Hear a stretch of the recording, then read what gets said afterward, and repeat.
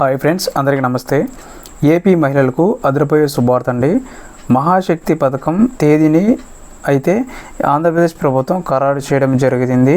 ఇది ఎప్పటి నుంచి వస్తుంది, ఎప్పటి నుంచి అమల్లో చేయబోతున్నారు, సో ఇవన్నీ ఈ వీడియోలో డిస్కస్ చేసుకుందాం.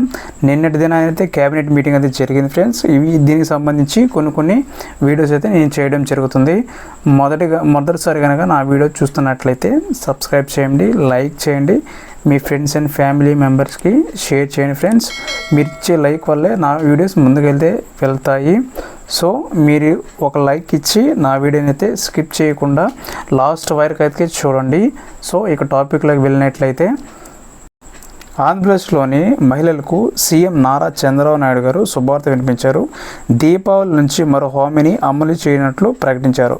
సూపర్ 6లో భాగంగా ఇచ్చిన ఉచిత గ్యాస్ సిలిండర్ పథకానికి సంబంధించి దీపావళి నుంచి ప్రారంభించినట్లు చంద్రబాబు నాయుడు అయితే ప్రకటించారు. అనగా దీపావళి అంటే మనకి ఈ సంవత్సరంలో అక్టోబర్ 31 తారీఖు అయితే రావడం జరుగుతుంది.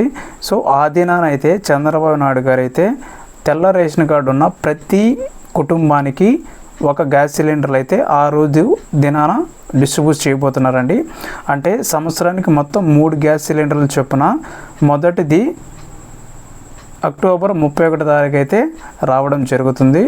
సో నిన్నటి దినాన క్యాబినెట్ మీటింగ్లో అయితే ఇది చెప్పడం అయితే జరిగింది. ఈ మహాశక్తి పథకం ద్వారానే తెల్ల రేషన్ కార్డు ఉన్న ప్రతి కుటుంబానికి అయితే 3 గ్యాస్ సిలిండర్లు అయితే మన సీఎం చంద్రబాబు నాయుడు గారు ఇవ్వడం జరుగుతుంది.